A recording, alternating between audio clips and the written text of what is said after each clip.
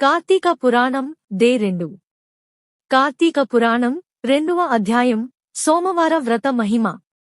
కార్తీక పురాణం హిందూ పురాణాలలో ఒక ప్రముఖమైనది. ఈ పురాణం ప్రధానంగా కార్తీక మాసంలో చేసే వ్రతాలు, పూజలు, దానాలు మొదలైన వాటి మహిమను వివరిస్తుంది. వశిష్ఠ మహర్షి జనకునికి ఈ పురాణాన్ని వివరించారు. కార్తీక మాసంలో శివుడు మరియు విష్ణువులను ఆరాధించడం, దీపాలు వెలిగించడం, వ్రతం చేయడం వంటి కర్మలను చేయడం వల్ల మోక్షం లభిస్తుందని ఈ పురాణం చెబుతుంది. కార్తీక పురాణం స్కంద పురాణం మరియు పద్మ పురాణాలలో కూడా ప్రస్తావించబడింది. వశిష్ఠుడు జనక మహారాజుతో కార్తీక మాసంలో సోమవార వ్రతం యొక్క మహిమను వివరించాడు. సోమవారం శివుడికి ప్రీతికరమైన రోజు. ఈ రోజు ఉపవాసం ఉండి శివుడిని పూజిస్తే మోక్షం లభిస్తుందని చెప్పాడు. ఒక కథను చెప్పారు. ఒక స్త్రీ తన భర్తను చంపి అనేక పాపాలు చేసింది. చివరకు కుక్కగా జన్మించింది. ఒకరోజు ఆ కుక్క కార్తీక సోమవారం నాడు ఒక బ్రాహ్మణుడు పెట్టిన బలి అన్నాన్ని తిన్నది. ఆ బ్రాహ్మణుని వ్రత ఫలితంతో ఆ కుక్కకు మోక్షం లభించింది.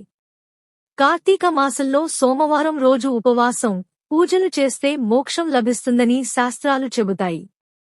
ఒక స్త్రీ తన పాపాల ఫలితంగా కుక్కగా జన్మించి కార్తీక సోమవారం నాడు ఒక బ్రాహ్మణుని వ్రత ఫలంతో మోక్షం పొందింది.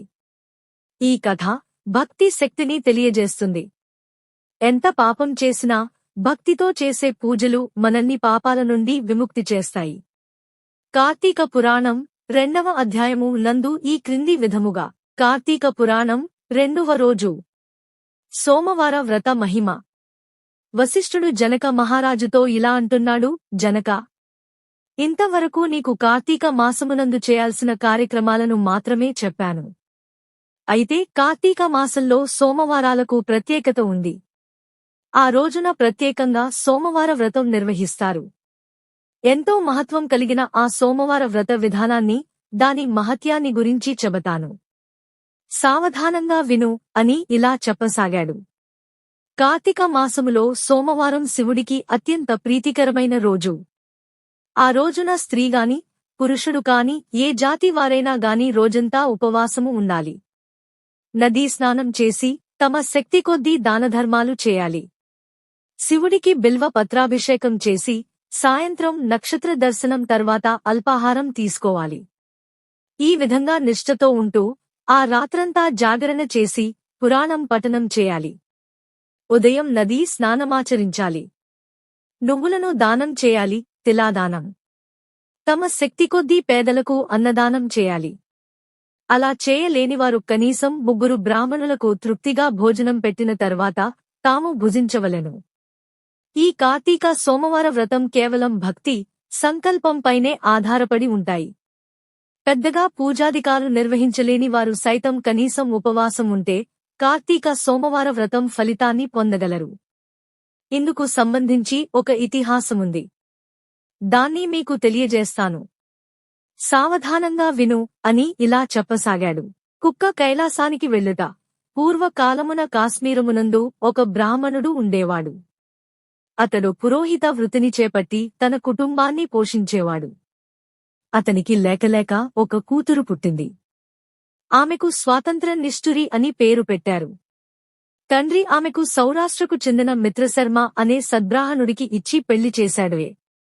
అయితే ఆ బ్రాహ్మణ యువకుడు 4 వేదాలను, శాస్త్రాలు అభ్యసించడం వల్ల సదాచార పరుడై ఉండేవాడు. భూతదయ కలిగి ఉండేవాడు. నిత్య సత్యవాది. నిరంతరం భగవన్నామస్మరణ చేసేవాడు. ఈ కారణాలతో ప్రజలంతా అతన్ని అపర బ్రహ్మ అని పిలిచేవారు. ఇంతటి ఉత్తమమైన పురుషుడికి భార్య అయిన స్వాతంత్ర అందుకు భిన్నంగా ఉండేది. యవ్వన గర్వంతో కన్నుమెన్నుగానక పెద్దలను దూషించేది. అత్తమామలను, భర్తను తిట్టడం, కొట్టడం, రక్కడం చేసేది. పురుష సాంగత్యంతో వ్యభిచారిణియై తన ప్రియులు తెచ్చిన తినుబండారాలు, బట్టలు, పువ్వులు ధరించి దుష్టురాలై తిరుగసాగింది. ఆమె తమ వంశాన్ని అప్రతిష్ఠ పాలు చేస్తోందని అత్తమామలు ఆమెను ఇంటి నుండి వెళ్లగొట్టారు. అయితే శాంత స్వరూపుడైన ఆమె భర్త మాత్రం ఆమెను ఏవగించుకోకుండా ఆమెతో కలిసే ఉండేవాడు. చుట్టుపక్కల వారంతా ఆమెను గయ్యాలి అని ఏవగించుకుంటూ కర్కశ అని పేరు పెట్టి ఎగతాళి చేసేవారు. ఇలా కొంతకాలం తర్వాత ఆమె ఒక నాటి రాత్రి తన భర్త గాఢ నిద్రలో ఉండగా ఒక బండరాయితో అతని తలపై కొట్టి చంపింది. ఆ మృతదేహాన్ని అతిరహస్యంగా దొడ్డిదారిన ఊరి చివరకు తీసుకెళ్ళింది. అక్కడున్న బావిలో మృతదేహాన్ని పారేసి పైన చెత్త చెదారంతో నింపింది. తనకు ఏమీ తెలియదన్నట్లుగా ఇంటికి తిరిగి వచ్చింది. తనకిక ఎదురులేదని, అడ్డూ అదుపు ఉండదనే అహంకారం పెరిగి ఇష్టారాజ్యంగా తిరగసాగింది.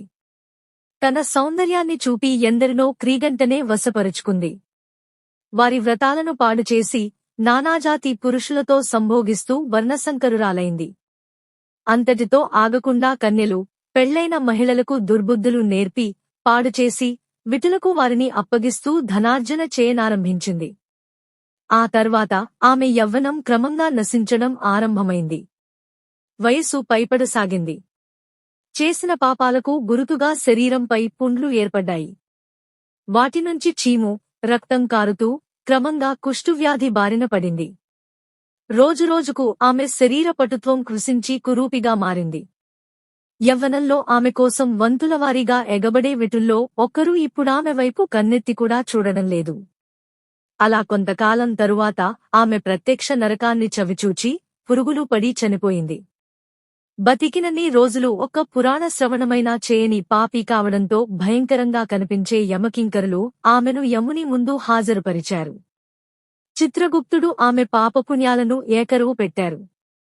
పాపాలకు ఎర్రగా కాల్చిన ఇనుప స్తంభానికి కట్టాలని, విటులతో సుఖించినందుకు ఇనుప స్తంభాన్ని కౌగిలించుకోవాలని ఆదేశించారు. భర్తను బండరాతితో కొట్టి చంపినందుకు ఇనపగదలతో ఆమెను మోదాలని ఆదేశించారు. పతివ్రతలను వ్యభిచారిణులుగా మార్చినందుకు సలసలా కాగే నూనెలో వేచారు.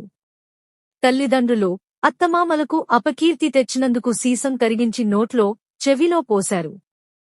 ఇనపకడ్డీలు కాల్చి వాతలు పెట్టారు. చివరకు కముబీపాకంలో వేశారు. ఆమె చేసిన పాపాల ఫలితాలను ఆమె ఒకతే కాకుండా ఇటు 7 తరాలు, అటు 7 తరాలు నరక బాధలు అనుభవించసాగారు. ఆ తర్వాత ఆమె నీచజన్మలు ఎత్తుతూ క్రిమికీటకాలుగా పుట్టి చివరకు 15వ జన్మలో కళింగ దేశంలో ఒక కుక్కగా జన్మనెత్తింది. కుక్క జన్మలో ఆమె ఆకలికి తట్టుకోలేక ఇంటింటికి తిరిగింది. కర్రతో కొట్టేవారు ఆమెను కొడుతుంటే, తిట్టేవాడు తిడుతున్నారు. పిల్లలు తరుముతున్నారు. అయితే ఒక బ్రాహ్మడు కార్తీక సోమవార వ్రతమాచరించి, ఉపవాసముండి, సాయంత్రం నక్షత్ర దర్శనం చేసి, ఉపవాస విరమణ నిమిత్తం సిద్ధం చేసుకున్న అల్పాహారాన్ని అరుగుపై పెట్టి, కాళ్ళు చేతులు కడుక్కునేందుకు వెళ్లాడు. అయితే ఆ కుక్క గబగబా వెళ్లి ఆ ఆహారాన్ని భుజించింది.